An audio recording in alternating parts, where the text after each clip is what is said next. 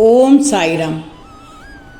என் அன்பு குழந்தையை, இன்னும் சற்று நேரத்தில் பூரிப்படைவாய், முகம் மலர்ந்து விடுவாய். நம்பிக்கேள், முழுவதுமாக கேள்.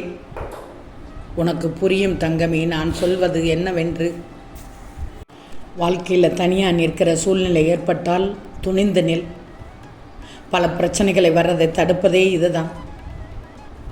ஒரு சில நேரமானது உனக்கு அன்பை வெறுப்பாக, அதுவும் நடிப்பாக காண்பித்து கொண்டிருப்பார்கள் என்று நீயே சொல்வாய்.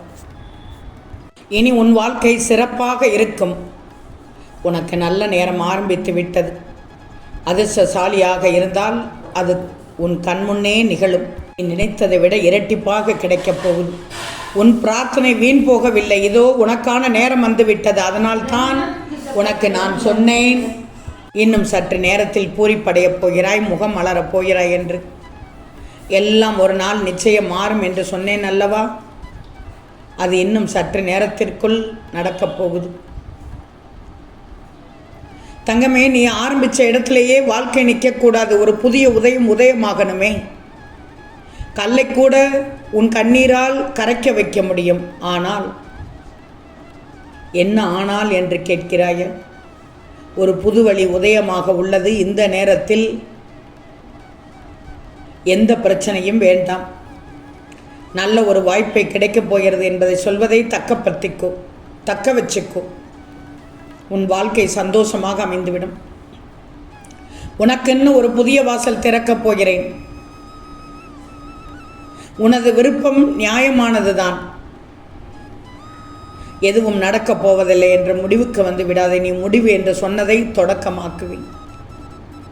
நான் சொல்வதெல்லாம் உனக்கு ஒரு புதிராக இருக்கும். ஆனால் ஒவ்வொருவருக்கும் அது புரியும்.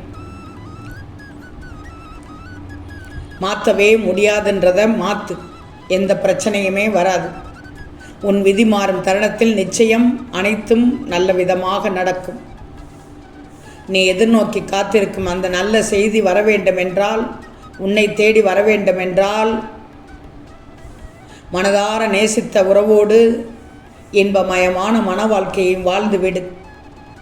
மன உளைச்சலுக்கு தள்ளிவிடாதே உன் மனதை. நீதான் இனி முடிவு பண்ணணும்.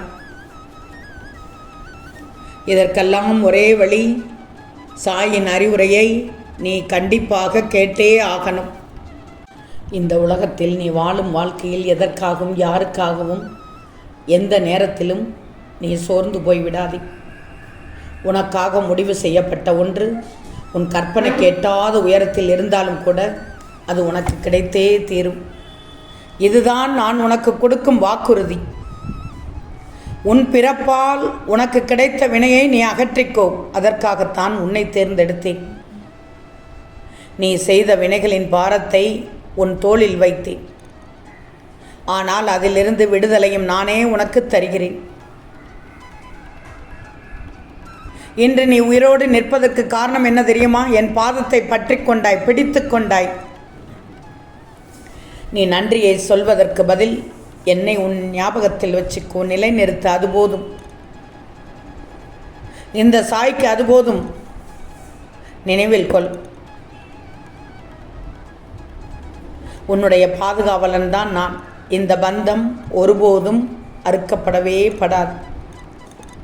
புரிந்து கொள்கிறாயா? எந்த ஒரு சவாலையும் நீ சந்திக்கும் முன்னரே பயந்து நடுங்கி விடக்கூடாது. ஏன்னா அதை நேருக்கு நேர் நீ சந்திக்கும் போது கூட அவ்வளோ பெரிய விஷயம் நடந்திருக்காது. இந்த பயம் என்பது ஒரு மாயை. இது உன் வாழ்க்கையை வாழ விடாது. அதனால் பயத்தை விடுத்து எந்த சவாலையும் தைரியமாக நேருக்கு நேர் சந்தித்து விடு. நான் இருக்கிறேன். உன் சாயி உனக்காக நான் இருக்கிறேன். கவலையே படாதே. கண்ணீரோடு நீ என்னிடம் வேண்டியதை சந்தோஷத்தோடு பெற்றுக்கொள்ளப் போகிறாய். அழக்கூடாது. தாங்க முடியாத வலிகளையும் சுமைகளையும் நீ பொறுத்து கொண்டிருக்கிறாய் என்று எனக்கு தெரியும். இந்த நிலை மாறும் என்ற மனக்குமரலோடு இருக்கிறாய். மாறும். நான் எல்லாவற்றையும் பார்த்து கொண்டுதான் இருக்கிறேன். மாற்றி காண்பிக்கிறேன். உன் கஷ்டகாலங்கள் முடிந்து உனக்குரிய வேண்டுதல்கள் அனைத்தும் நிறைவேறப் போகிறது. அதனால்தான் சற்று நேரத்தில் மனம் மகிழப் போகிறாய் என்று சொன்னேன். புரிகிறதா? நீ எனக்காகவே பிறந்த பக்தன். யார் ஒருவருக்கும் நீ துன்பம் நினைத்ததில்லை. ஆனால் உனக்கு துன்பம் வருகிறது. முன் செய்த கர்ம வினையின் தாக்கம்தான் இது. இது போன்ற நேரங்களில் தாக்கம் சில நேரம் கூடுதலாக இருந்தாலும் பொறுமையாக இருக்க வேண்டும். இந்த நேரத்தில் சிலவற்றிற்கு பொறுமையாக இருப்பது கூட தீர்வாக இருக்கும். கொஞ்சம் பொறுமையாக இரு. எதிர்வினை ஆற்றாதே. விரைவில் எல்லாம் சரியாகும். நான் சரி செய்து தரும் வரை கொஞ்சம் பொறுமையை கடைப்பிடிச்சிக்கோ. முடிவை நல்லதாக உனக்கு நான் சாதகமாக மாற்றி தருகிறேன். நான் கேட்டது ஒன்று, நடப்பது ஒன்று என நீ கவலை கொள்வது எனக்கு தெரியும். உனக்கு எது எப்போது தேவை என்பது எனக்கு மட்டும்தான் தெரியும். நீ கேட்டதை சரியான நேரம் வரும்போது தருவேன். இன்னும் சற்று நேரத்தில் என்னுடைய உதவி உனக்கு கிடைக்கும். கடைசி நொடியில் கூட உனக்கு அதிசயம் நடக்கும். இதில் எந்தவித மாற்று கருத்தும் இல்லை. புரிகிறதா தங்கமி? யாருமே இல்லை என்று ஏன் நினைக்கிறாய்? உன் சாய் நான் இருக்கிறேன். இந்த நிலை நல்ல நிலையாக மாறும். நான் எப்போதும் உன்னோடு இருக்கிறேன் என்பதை நம்புவாய். பல்வேறு பிரச்சனைகளால் உன் மனம் புண்பட்டு உள்ளது என அனைத்தையும் எனக்கு தெரியும். இப்போது உனக்கு தேவை ஆறுதல். ஆறுதல் மட்டும்தான். அத்தோடு நீ மனதில் நினைத்துள்ள கேள்விக்கு பதிலும் வேண்டுமென நீ என்னிடத்தில் முறையிட்டு கேட்டாய். இப்போது கேள். நாளை வியாழனில் என் ஆலயம் வந்து அமைதியாக உட்கார்ந்து என் நெற்றியை பார், என் கண்களை பார், என் கரத்தை பிடிச்சிக்கோ, என் பாதத்தை பற்றிக்கோ. அனைத்து கேள்விகளுக்கும் குழப்பத்திற்கும் விடை கிடைக்கும். நல்லது நடக்கும். நல்லதை நடத்தி காண்பிப்பேன். அது உனக்கானது. உன்னைத்தான் வந்து சேரும். தற்போதைய சூழ்நிலை சரியில்லாததால் விலகி இருக்கிறது. கவலைப்படாதே. சாயப்பா, இது உங்கள் பொறுப்பு என்று என்னிடத்தில் விட்டுவிட்டாய்தானே. அந்த விஷயத்தை உனக்கு தக்க சமயத்தில் சரியான முறையில் மனநிறைவு கொடுக்கும் வகையில் உன்னிடம் நான் சேர்ப்பேன்.